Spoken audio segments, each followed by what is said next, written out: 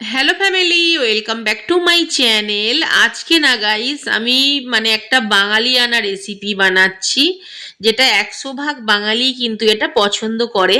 শুধু বাঙালি বললে ভুল হবে, ঘটি বাড়ির ভীষণ ফেমাস একটা রেসিপি শেয়ার করছি গাইস।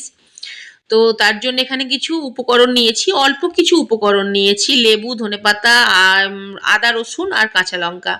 আর এখানে যেটা মেন উপকরণ সেটা হচ্ছে পোস্ত। এখানে আমি জেকের পোস্ত নিয়েছি গাইস, তোমরা না চেষ্টা করবে জেকের পোস্তটাই নিতে, কারণ জেকের পোস্তটা না খাঁটি পোস্ত হয়। কারণ এমনি আমি দেখেছি যদি আলাদা করে খুচরো পোস্ত কেনা হয় সেটা কিন্তু ভেজাল মেশানো থাকে, দেখবে সুজি মেশানো থাকে আমার যতটা ধারণা। কারণ ওগুলো বাটলে না একটা হরহরে ব্যাপার চলে আসে। আর সুজি মিক্স করে খেয়ে কি হবে বলো? পোস্ত যখন খাবো ভাই পোস্তর মতো করেই খাবো, নাহলে খাবো না। পোস্তর নামে সুজি কেন খাবো, তাই না? তো যাই হোক, এখানে 50 গ্রামের কম আছে, কারণ আমি কিছুটা পোস্ত আর কি গতকাল রান্নায় ব্যবহার করেছিলাম। আর এখানে বাকি পোস্তটা আমি দিয়ে দিলাম, মোটামুটি যতটা লাগবে আমার ততটা আমি দিয়ে দিয়েছি। বেশ অনেকগুলো পরিমাণ আমি কাঁচা লঙ্কা দিয়েছি, কারণ ব্যাপারটা একটু ঝালঝাল হবে তো। তাও বলবো, তোমাদের যদি ঝাল পছন্দ না করো একটু কম করে নেবে, বেশি পছন্দ করলে আরো কটা লঙ্কা বেশি দিয়ে দিও আর কি। 1 গাঁট পরিমাণ আদা দিলাম, 6 কোয়া রসুন দিয়েছি, ধনেপাতা দিয়ে দিলাম বেশ খানিকটা। ধনেপাতার ডাঁটাগুলোও কিন্তু একদম ফেলবে না, খুব সুন্দরভাবে বাটা হয়ে যাবে, ডাঁটা পাতা সব একসাথে।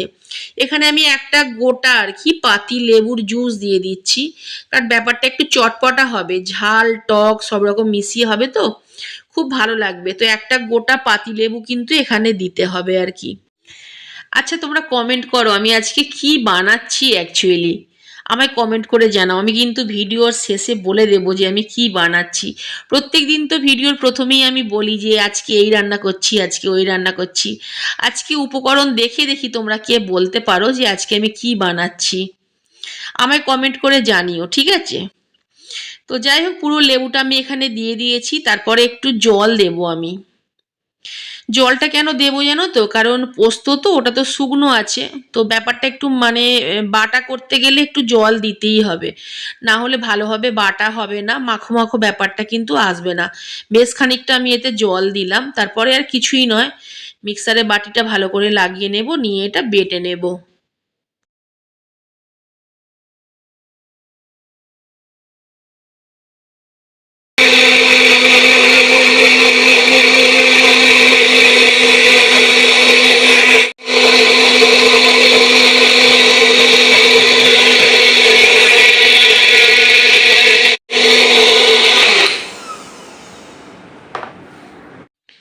আমি কিন্তু এটা অনেকটা সময় ধরে বাটছি, তার কারণ হচ্ছে এটা কিন্তু মিহি হতে হবে একদম।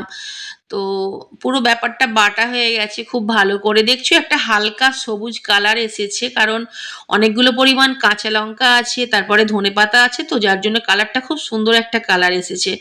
যাই হোক, এটা আমি একটা টিফিন বক্সে ঢেলে নিচ্ছি, কারণ একসাথে তো সবটা খাওয়া হবে না। তো যাই হোক, টিফিন বক্সে এটা কিন্তু রেখেও দেবো আমি, যতটা আজকে খাওয়া হবে সেটা নেওয়া হবে, বাকিটা কিন্তু আমি টিফিন বক্সে করে ফ্রিজে রেখে দেব। খুব ছোট্ট একটা রেসিপি শেয়ার করলাম, কিন্তু ভীষণ ভালো। যাই হোক, পরিমাণ মতো নুন দিলাম, আর এতে 1 টেবিল চামচ পরিমাণ কাঁচা সর্ষের তেলও আমি দিয়ে দিচ্ছি।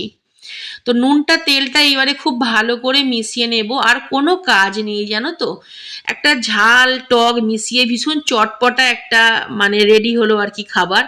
এইবারে তোমাদের বলি আজকে আমি কি বানাচ্ছি।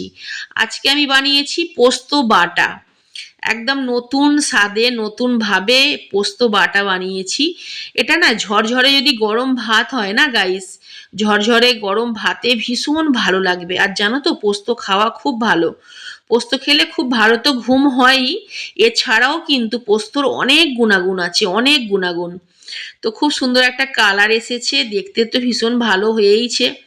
আর এটা পুরোপুরি রেডি, যতটা লাগবে আজকে গরম ভাতে প্রথম পাতে কিন্তু এটা খেতে হবে, ভাত খাওয়া শুরু করলেই প্রথম পাতে কিন্তু সামনে একটু ভাত টেনে নিয়ে পোস্ত বাটা দিয়ে খেতে ভীষণ ভালো লাগে গাইস।